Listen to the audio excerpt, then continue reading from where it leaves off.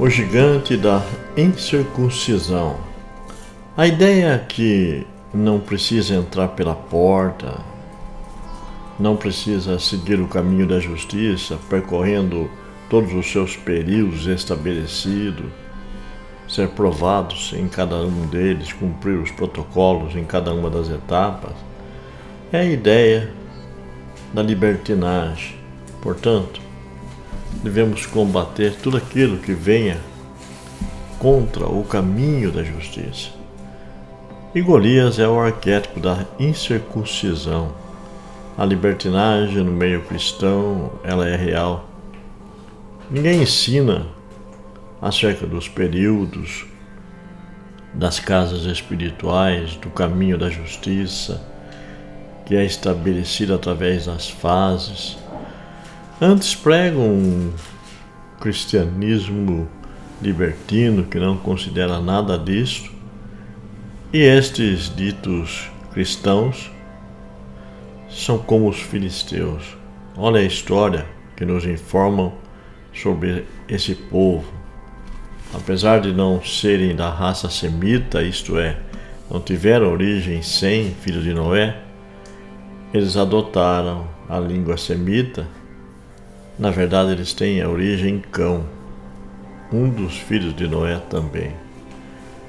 Por muitos séculos foram inimigos implacáveis de Israel.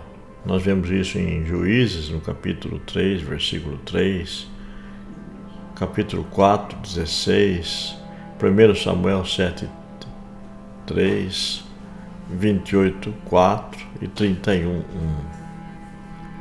Eles habitavam desde o deserto egípcio até as planícies de Saron, com suas 5 cidades: Gaza, Asquelona, Asdod, Ecrom e Gade.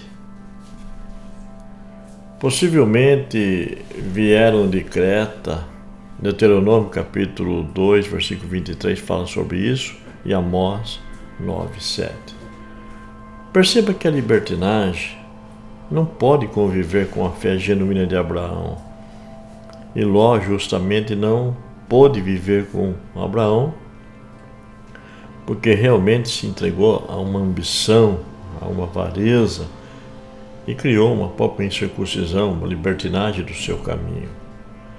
Tanto é que no capítulo 17, versículo 23 de Gênesis, o Senhor determina a Abraão e a toda a sua família a instituir a circuncisão.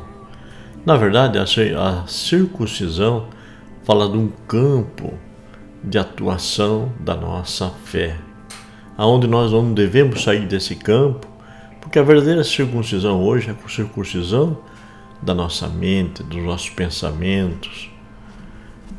Aquilo que está narrado na própria Escritura Sagrada, a circuncisão que era feita daquela maneira, são símbolos, que nós devemos aplicar hoje para o nosso entendimento. É uma circuncisão do nosso pensamento, da forma que nós pensamos.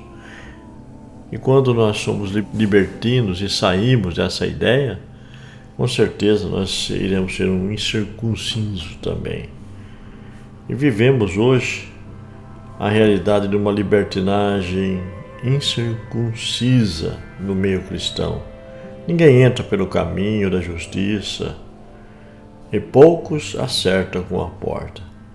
Esses, infelizmente, configuram os cristãos filisteus. E os que pregam suas ideologias são gigantes filisteus, como Golias. É muito interessante essa narrativa, porque nós podemos compreender que essa mesma realidade acontece hoje. Esses são os inimigos do trono e da coroa de Davi, a coroa da justiça. A guerra contra os filisteus foi travada com Sansão. Juízes, no capítulo 13, fala sobre isso. E Juízes 10, 6 também fala sobre isso. Vejam que tanto os amonitas como os moabitas, os midianitas, os filisteus e tantas outras nações foram uma verdadeira ameaça para o caminho da justiça, o qual Israel trilhava.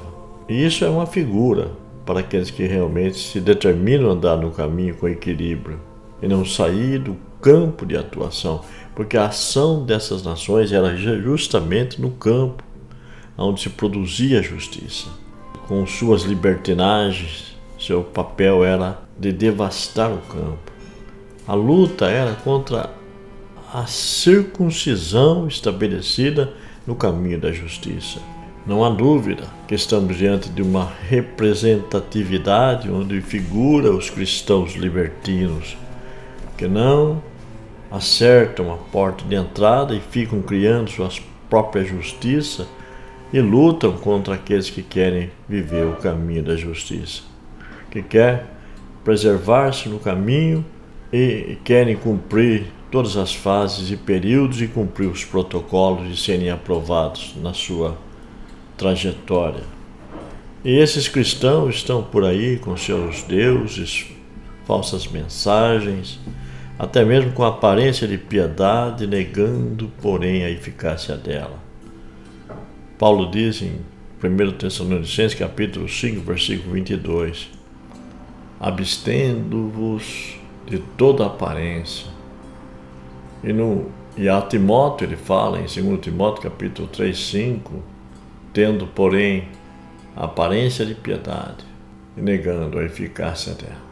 E em 1 Tessalonicenses, capítulo 5, versículo 14, Paulo também fala, promovem toda uma desordem no caminho da justiça. A nossa luta não é contra a carne e contra o espírito, mas é contra cristãos desordenados, incircuncisos, que não estão no propósito de cumprir o próprio caminho da justiça e que desprezam as dignidades, como diz em 2 Pedro, capítulo 2, versículo 10 até o 22.